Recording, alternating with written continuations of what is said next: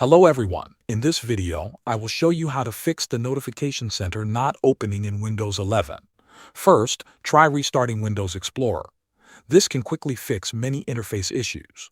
Right-click on the Start button and select Task Manager. In the list, find Windows Explorer, right-click on it, and choose Restart. Your screen may flicker for a moment. This is normal. Now check if the notification center works. If the problem is still there, check your notification settings. Open Settings, then go to System and click on Notifications.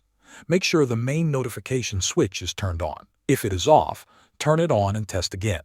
Next, you can scan for corrupted system files. Open the Start menu, type CMD, then right-click on Command Prompt and select Run as Administrator. In the window, type sfc/scano and press Enter. Wait for the scan to finish.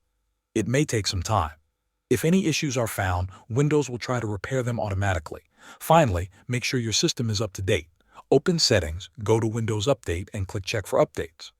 If updates are available, install them and restart your computer. Updates often fix bugs like this. After trying all these steps, your notification center should open normally again. Thanks for watching.